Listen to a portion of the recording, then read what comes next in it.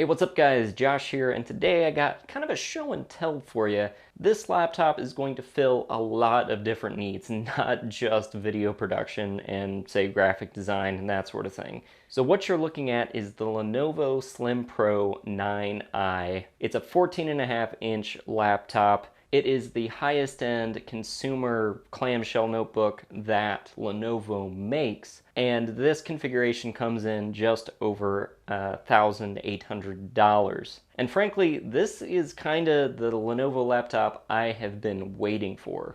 First, let me give you some of the specs. So we've got a 13th gen i7 processor, an NVIDIA RTX 4060 GPU with 8 gigs of RAM, 32 gigs of LPDDR5X 6400 megahertz dual channel memory. We've got an M.2 1TB PCIe SSD, a 14.5 3K pure sight display that's 100% sRGB and 100% DCI-P3. It's mini LED, it's a 165 hertz display, and 1200 nits of brightness. It's also a touch display, which personally I don't really care about, but that is pretty cool that they've added that in. And I will say that that's kind of where Lenovo laptops have kind of fallen flat for me in the past, is the displays just aren't really that great.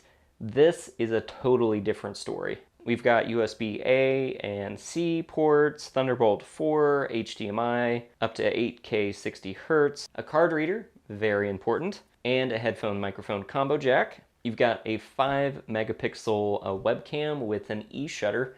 Now the e-shutters I'm not a huge fan of. I prefer the manual, like the physical shutters. But when you do use the e-shutter, you can make the display look a little bit nicer. You can see on the display they have this little notch that comes up and out for the webcam, so it's not cutting into your display like say a MacBook Pro, which is, you get used to it, but it's kind of annoying, so that's kind of the alternative here. You have 4 Dolby Atmos speakers in a 2-tweeter to woofer configuration.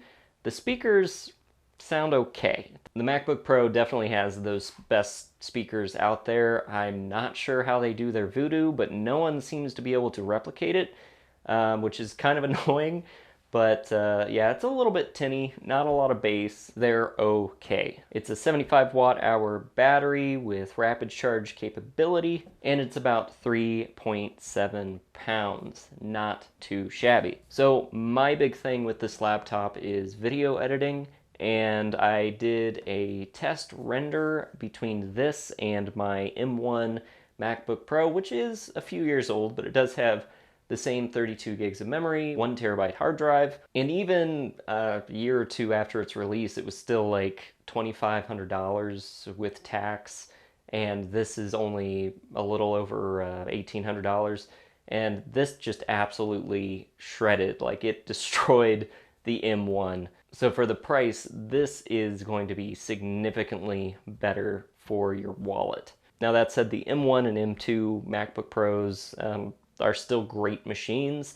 They are very stable.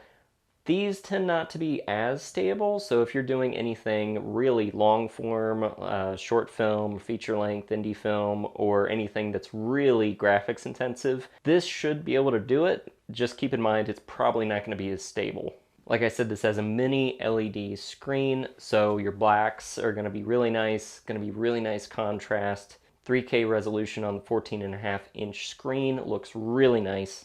And the other thing I like about this, which I've kind of gotten into, laptops are so powerful now that I've pretty much sworn off desktops for the most part. Now that might change in the future if, I need to start using very specific cards in my machine. I need to be able to swap things out. But for the most part, I can do pretty much anything I need to do on a laptop this size, and the beauty of it is when I travel, and I travel a lot for work, this 14.5-inch size is perfect for using on a plane. I wouldn't go any bigger than this.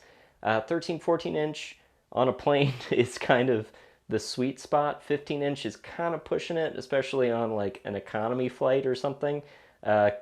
Especially when somebody puts their seat down, you can't really work very efficiently. But man, without a doubt, if you want to get a Lenovo laptop for video editing or graphic design, anything like that, any kind of creative work. This thing is killer, and I would definitely recommend it. I'm gonna put a link in the description below where you can find it. And anytime you use one of my links to make a purchase, you help support the channel, so thank you for that. And if you enjoyed this video, maybe check out some of these other videos. I'm not sure which ones I'm gonna put down there yet, but they're going to be there. And if you think this thing shreds compared to the M1 MacBook Pro, wait for the workstation that I'm going to show off next, because that thing is insane. So be sure to subscribe for that. Thanks for watching, guys. I'll see you next time.